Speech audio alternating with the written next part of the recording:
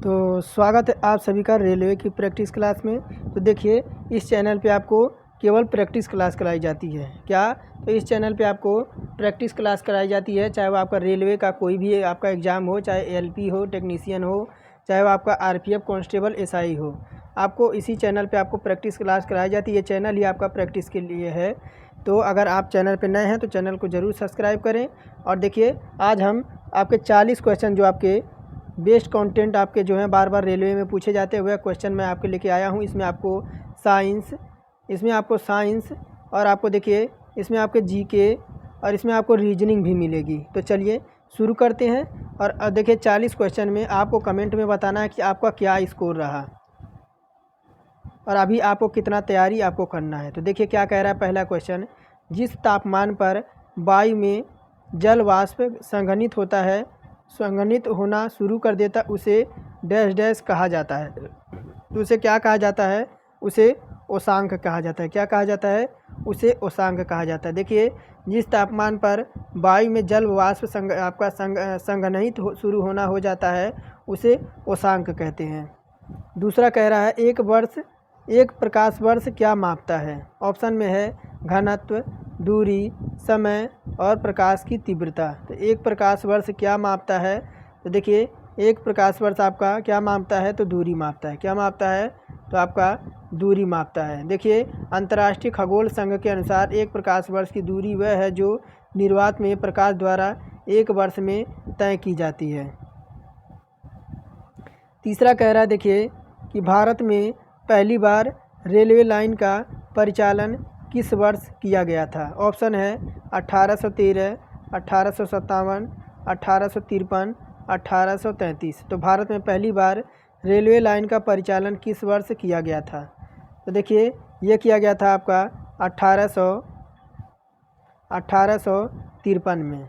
और governor general Lord Dalhousie के समय वर्ष 1853 में मुंबई से ठाणे के बीच मध्य भारत में पहली बार रेलवे लाइन का संचालन ग्रेट इंडियन पेनिनसुला रेलवे द्वारा किया गया था।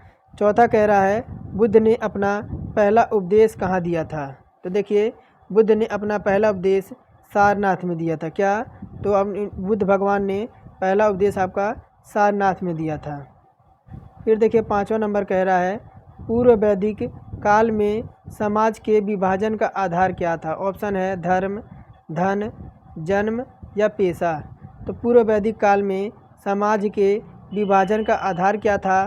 तो देखिए वह था आपका पेशा। ऑप्शन नंबर डी करेक्ट हो जाएगा। पेशा का अर्थ क्या होता है? तो पेशा का अर्थ आपका होता है कर्म। क्या होता है? कर्म होता है। छठवां कह रहा है कार्बन डाइऑक्साइड को डैश डैश भी कहा जाता है, यानी कार्बन डाइऑक्साइड को और क्या कहा जाता है? तो देखिए आपका कहा जाता है क्या? तो शुष्क हिम। क्या कहा जाता है कार्बन डाइऑक्साइड को? तो शुष्क हिम, यानी आपका शुष्क बर्फ़, ड्राई आइस भी इसे कहा जाता है। 7वां कह रहा है अल्फा कण डैश डैश आवेशित होते हैं। तो देखिए आपके अल्फा कण पर धनात्मक आवेश होता है। इसे हीलियम, यानी हीलियम आपके He, इसे हीलियम नाभिक के समान होते हैं। इसका द्रव्यमान आपका संख्या आपकी 4 होती है। 8वां कह रहा है जल प्रदूषण की रोकथाम और नियंत्रण अधिनियम किस वर्ष लागू किया गया था? ऑप्शन में 1894, 1964, 1974, 1984। पूछ क्या रहा है जल प्रदूषण के रोकथाम और नियंत्रण अधिनियम किस वर्ष लागू हुआ? तो देखिए ये आपका लागू हुआ था 1974 में। और देखिए आपका अधिनियम 1974 में जल प्रदूषण निवारण और नियंत्रण के रूप में आपका ये किया गया था। 9 नंबर कह रहा निम्न में से अकबर के दरबार का मुख्य चित्रकार कौन थे? तो देखिए आपके थे दशवंत। कौन थे? तो आपके दशवंत इनके जो थे मुख्य चित्रकार थे। 10वां देखिए क्या कह रहा है 10वां नंबर लॉर्ड कर्जन द्वारा जारी बंगाल प्रांत के 2 भागों में विभाजित करने का आदेश कब दिया गया था? तो लॉर्ड कर्जन द्वारा जारी बंगाल प्रांत को 2 भागों में विभाजित करने का आदेश कब किया गया था? तो देखिए ये किया गया था आपका सन 1905 ईस्वी में। लॉर्ड कर्जन ने बंगाल को 2 भागों में विभाजित करने की घोषणा की थी। ऑप्शन कह रहा है 11 बी.डी. सावरकर द्वारा 1904 में संगठित क्रांतिकारियों का गुप्त समुदाय किस नाम से जाना जाता था। तो देखिए 11 का हो जाएगा ऑप्शन नंबर डी, अभिनव भारत। बी.डी. सावरकर द्वारा 1904 में संगठित क्रांतिकारियों को गुप्त समुदाय अभिनव भारत के नाम से जाना जाता था। 12 कह रहा है मकर संक्रांति का त्यौहार प्रतिवर्ष निम्नलिखित में से किस महीने में मनाया जाता है।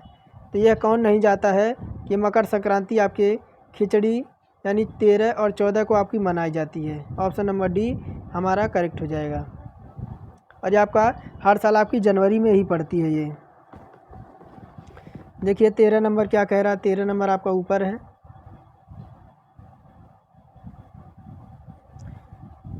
कह रहा 13 नंबर लाइकेन डैश डैश के प्रकार के संबंध का एक उदाहरण है।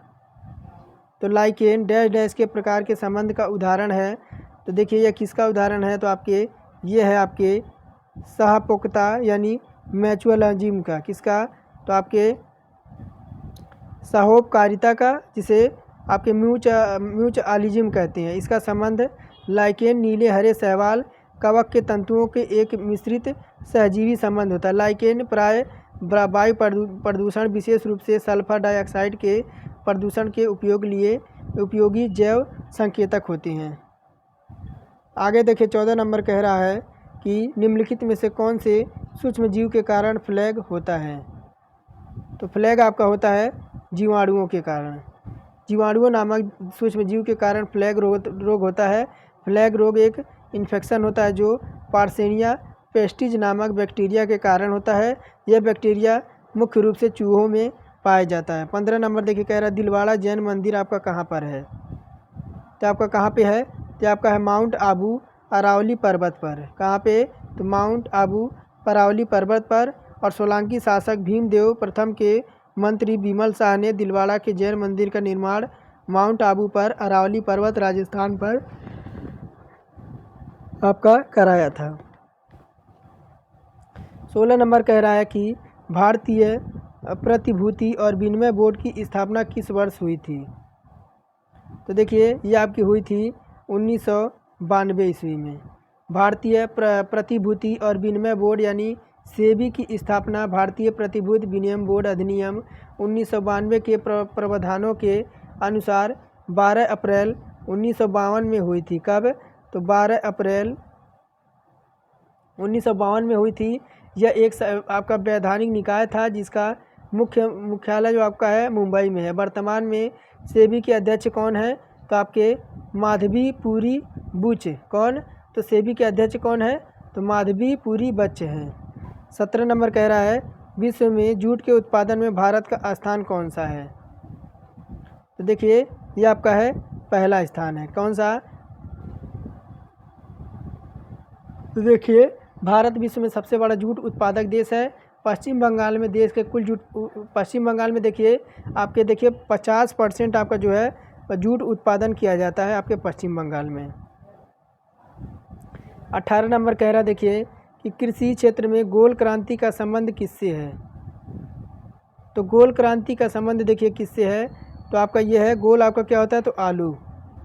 और देखिए हरित क्रांति का संबंध किससे होता है, तो आपके खाद्यान्न उत्पादन से। और श्वेत क्रांति का संबंध किससे होता है, तो दुग्ध उत्पादन से। पीली क्रांति क्या होती है, तो तिलहन उत्पादन। गोल क्रांति क्या होती है, तो आलू उत्पादन।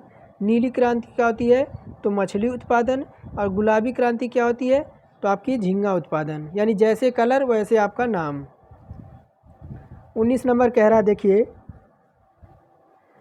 कि भारत के आर्थिक विकास के लिए शहरीकरण किस पंचवर्षीय योजना का उद्देश्य था।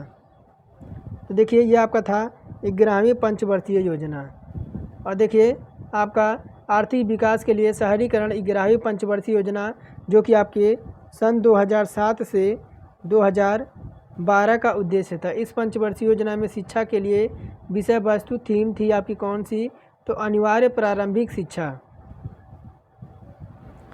20 नंबर कह रहा कंगारू इस देश के राष्ट्र प्रतीक है। तो कौन नहीं जानता आपके कंगारू जो है आपके वह ऑस्ट्रेलिया का राष्ट्र पशु है।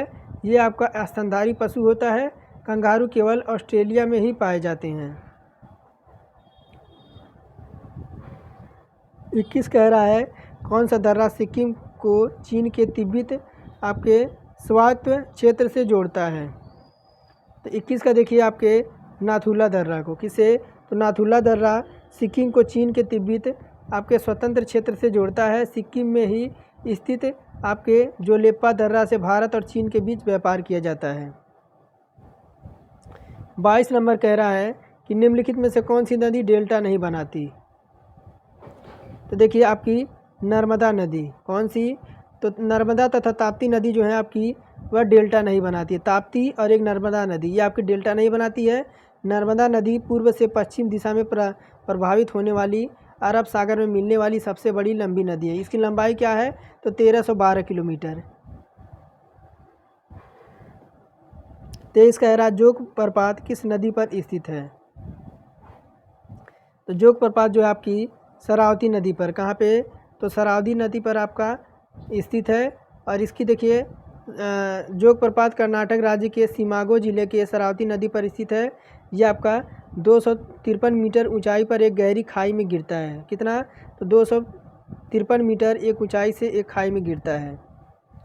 24 कह रहा है देखिए कि निम्नलिखित में से किस क्षेत्र में प्रतिष्ठित उपलब्धियों के लिए पुलित्जर पुरस्कार दिया जाता है। तो पुलित्जर पुरस्कार किस क्षेत्र में दिया जाता है, तो देखिए आपके पत्रकारिता में, किस में, तो पत्रकारिता में। तो पुलित्जर पुरस्कार 1917 से आपका प्रारंभ किया गया था।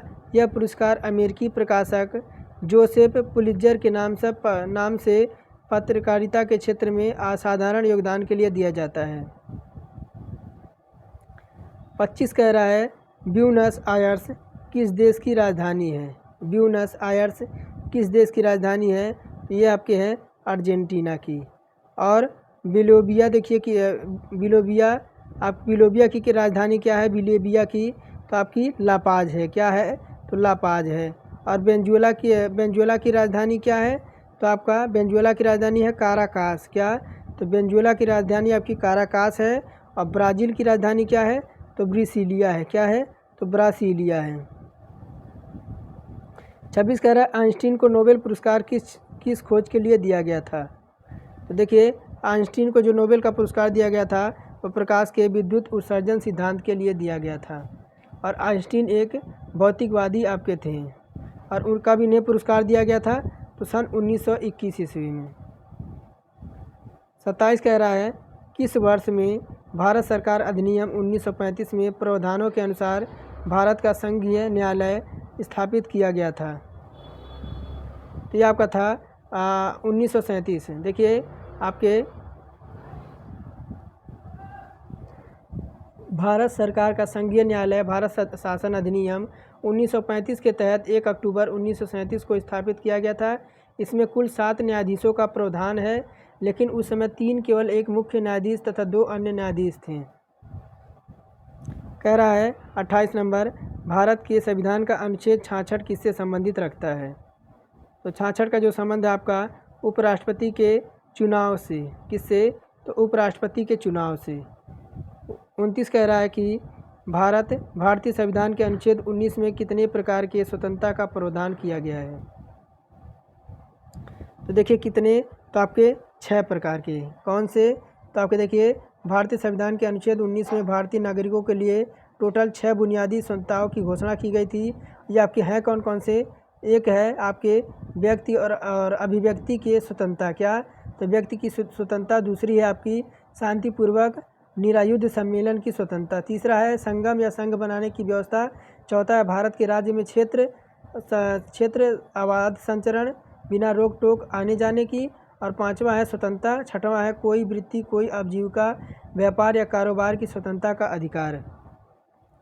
कह रहा 30 नंबर निम्नलिखित में से कौन सा स्मारक उत्तर प्रदेश में स्थित यूनेस्को द्वारा प्रशंसित विश्व धरोहर में स्थल है। तो देखिए कौन सा है, तो आपका ताजमहल है। यूनेस्को ने इसे आपका विश्व धरोहर के रूप में शामिल किया है। किसे, तो ताजमहल को।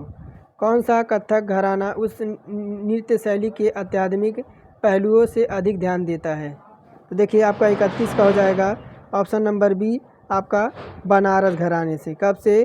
तो देखिए बात करें 30 का, तो देखिए बात करें अगर 30 का, तो ताजमहल को वर्ष 1983 में, कब? तो वर्ष 1983 में यूनेस्को द्वारा विश्व धरोहर की सूची में आपका शामिल किया गया था। और आपका ताजमहल है कहाँ? तो आगरा में आपका मुग़ल सम्राट शाहजहाँ द्वारा अपनी मुमताज़ बीबी की याद में बनवाया गया था। 31 देखिए कह रहा है कि आपके कथक नृत्य शैली में घराने, देखिए जयपुर घराना किसका है? तो जयपुर घराने की बात करें तो जयपुर घराना है युद्ध शैली आक्रामकता का प्रदर्शन।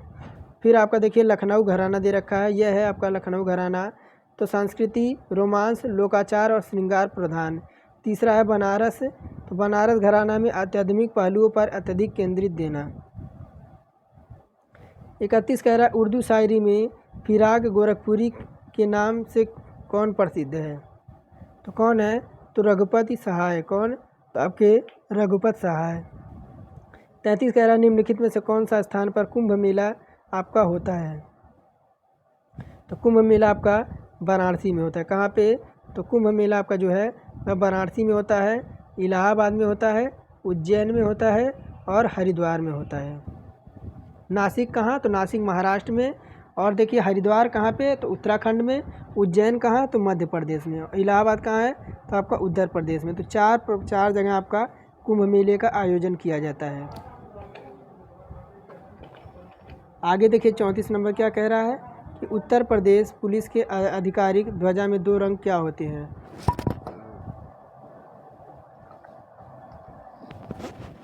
तो उत्तर प्रदेश पुलिस के आधिकारिक ध्वजा में 2 रंग आपके क्या चीज़ के होते हैं? तो एक हरा है, नीला है, पीला और नारंगी है।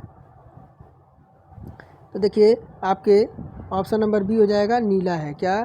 तो नीला है। देखिए 23 नवंबर, कब? तो 23 नवंबर 1952 में, 23 नवंबर 1952 में भारत के प्रथम प्रधानमंत्री पंडित जवाहरलाल नेहरू ने उत्तर प्रदेश के पुलिस को ध्वजा प्रदान किया था। ध्वज का आकार 4 फीट लंबा, 3 फीट चौड़ा। ध्वजा के मध्य में आपके प्रतीक चिन्ह है। ध्वजा में ऊपर लाल रंग और नीचे आपका नीला रंग है। कह रहा है उत्तर प्रदेश के निम्नलिखित जिलों में से किसकी सीमा नेपाल के साथ लगती है? तो देखिए 35 का जो हो जाएगा ऑप्शन नंबर बी आपके महाराजगंज के।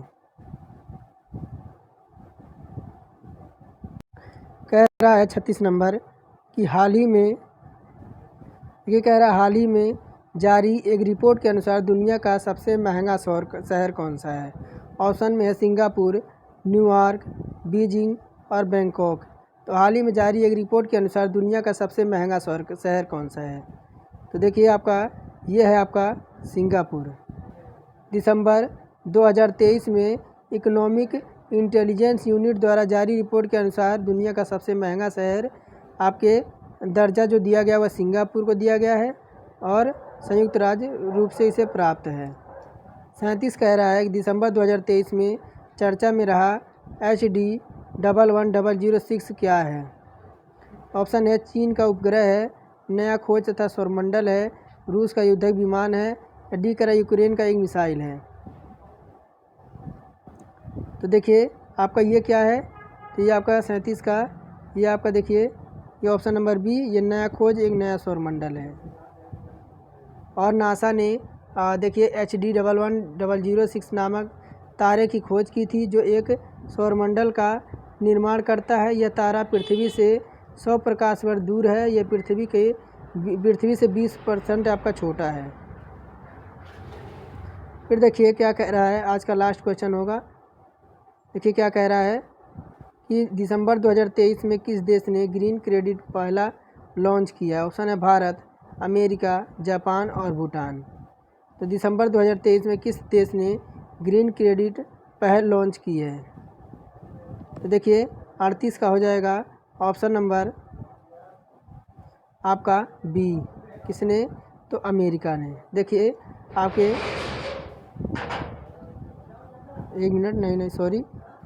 38 से कौन सा हो जाएगा? तो ऑप्शन नंबर ए भारत होगा। देखिए अपना देश भारत संयुक्त राष्ट्र अमीरात आपके COP 28 के आयोजित के दौरान भारत के प्रधानमंत्री नरेंद्र मोदी ने पर्यावरण के संरक्षण करने के लिए ग्रीन क्रेडिट कार्ड कमाने के लिए ग्रीन क्रेडिट कार्ड पहल लॉन्च की थी।